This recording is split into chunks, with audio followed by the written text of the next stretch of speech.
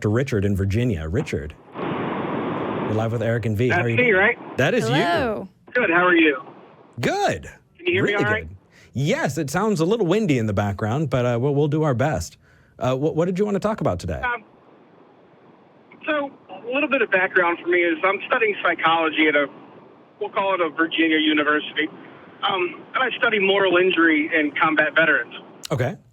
So one day I got learning about all the scientific methods and the process of psychology and listening to your show for the past couple of years, I started wondering what would happen if you applied the scientific method, more qualitative research into the construct within the Bible. Okay. How'd it go? What I did was, with that? Oh, no, go ahead. All right, so what I did was first, are you aware of how a poster presentation works at a convention? Like I stand up and give you like a 30-second to a minute blurb. Sure. Yeah. I'm gonna try to do that so we can talk about the construct itself. Sure. Go ahead, man. And you both were theists prior, correct? Yes. Yes. If I remember correctly. All right. So first we have to establish the theory. The theory is that the Christian God is the one and only true God. Correct? The hypothesis. Theory posited by theists. The hypothesis. Well, no, that's actually the theory. Why? And here's why. Because once you have that theory, they believe it's true. So you have to put your mindset in the place of a theist. But that's not so how their science theory works. is that the Christian God is the one. Correct. But Okay. from there you build your hypothesis. So the hypothesis then is that the King James Version of the Bible is the only true Bible, and the null hypothesis would then be that God is, or Jesus is God, and nothing else is like God. Right? That's your null. Does that make sense? It does, but I disagree. And seeing the look on V's face, I think I think they do too. So that is entirely dependent on the person that you're talking to. If you wanted to take that stance, that's fine, because there are people who fall into that subset. But just be aware. That's what we're talking about. Yeah. Right. Okay. From a scientific perspective, you can't lump all Christians into one group. It's purely impossible. So you have to parse them out into what they believe in. Yes. Right? Well, I mean, we talked about there's a lot of denominations. Yes. But I mean, if you want to go with set theory, if you made that set, those people who self-identify under the label Christian, then you could. But yeah, you're not going to get a whole lot of valuable information that you can test out of it. So applying that, we have to understand what religion is. Religion is the governing body of belief. Right? In its simplest form, religion is the governing body of what you believe in. Okay. Right? Can we agree on that? For the purposes of this conversation, sure. Yeah. All right. That's perfect. That's exactly what we need. So therefore, the King James Version of the book is the doctrine in which Christians coming from the King James Version adhere to. So we have to go from there. Assuming? Yeah, sure. We're with you so far. So the next thing we have to do is define an operational definition of who God is or what God is. Okay. The easiest way to do that is to go to the Bible itself, since it's posited up as fact, and pull out all the I am, he is statements. Okay? Okay. To make a long story short, you get rid of all of the abstract statements like God is this when he goes through this, and you take only the definitive statements. God is the Alpha and Omega. God is love, and those statements. Sure. Then you have to apply them because they're definitive.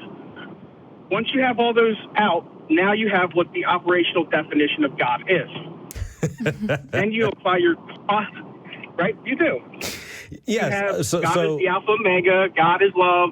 You have that. Absolutely. And just so that we can make sure that everybody who's listening is following along, when you're defining God this way, we're talking about taking abstract concepts and placing them in a position that you're able to work with. So we can look at numbers and say the number one is this, and once we have it clearly defined, we can put it in other places and talk about it and use it and make it something that's useful. But right now, where Richard is at is saying, okay, we're going to apply these abstract concepts to this God definition. And so if God is alpha and omega and love and peace and all of these things, how useful is that, right? That's why I'm laughing, is because it's at a certain point, it just becomes useless as a definition. It just becomes too muddy. But go ahead, Richard. Well, it becomes muddy, but when you're looking at in the framework of psychology, you're looking at an operational definition, which is how you can measure it. Mm-hmm. So you can actually measure the beginning and the end from a psychology perspective, right?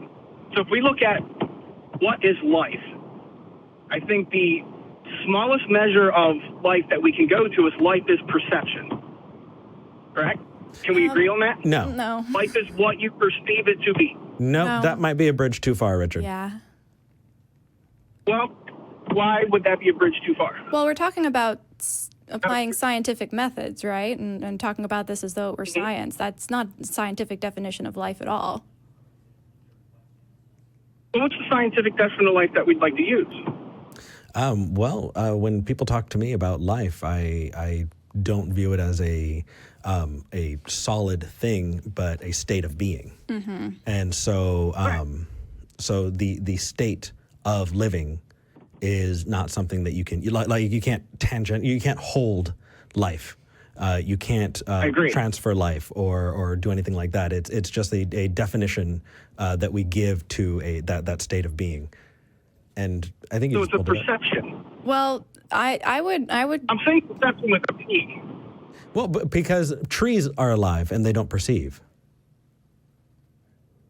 Well, we're talking about human construct of living. Because there's different aspects of life. Yeah. Single-cell organisms on up. If we're applying it just to the human species, Richard? that's the only way religion applies. Okay. Yep. We are. I'm trying to keep this on the rails so that we can, make this, edible in a show. But I want to give you the chance to get to your conclusion. Okay. Life aside, life is the beginning and the end. My basic behind this was that once you apply the constructs in the Bible, the definitive constructs in the Bible, and apply them to something else, i.e. in this case, if we apply that same operational definitions to how the brain works, we can find that people are actually talking about something that is perceivable, which then puts the abstract constructs in the Bible to light, such as God influenced the Bible. Okay. God did influence the Bible. If you consider that, the operational definition of God then becomes your brain. That perception is reality. Yeah, I fundamentally disagree with you. Yeah, I see where you're going with this. I am not sure I can jump on board, though. Yeah, it sounds like you're defining a God into existence, and at that point... No. I'm actually cutting God out of existence with this theory because, are you aware of what Occam's razor is? Yes, we know Occam's razor. In science, it's the simplest answer is probably the best answer. Yeah. Mm-hmm. You're talking to other atheists. You don't need to convince us. Right. But what I'm saying is, from a Christian perspective, if you can apply all these concepts to something that is tangible and measurable, you can actually cut God out of the equation and give that responsibility back to the humans, the human brain, which is where morality is constructed. And where that's applicable, awesome. I would just advise not leading with that. Making sure that you're listening to the person you're talking to. You can absolutely talk at them. If at any point along the way they disagree with you, they're going to completely shut you out. Right.